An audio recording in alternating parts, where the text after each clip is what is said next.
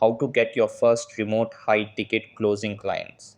Hey guys, in this video, I'm going to show you how you can get your first remote high ticket closing clients.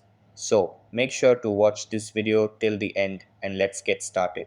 So in order to get your first remote high ticket closing clients, you have to follow these steps. Step 1. Research the role of a remote high ticket closer.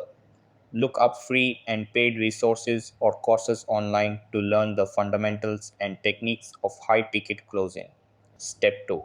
Choose your niche and conduct industry research.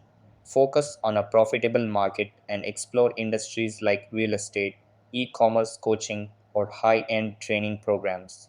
Step 3. Gain skills and experience to create your portfolio. Start with entry level roles like a high ticket setter and work with successful closers to improve your strategies. Step 4. Build your network and offer your services to potential clients. Use online platforms, community pages, and social media to connect with businesses in your niche. Step 5. Stay updated with industry trends and tools. Learn the latest market news and master tools like Google Meet, Zoom, or Slack for virtual sales calls. So that's how you can get your first remote high ticket closing clients. That's all for this video.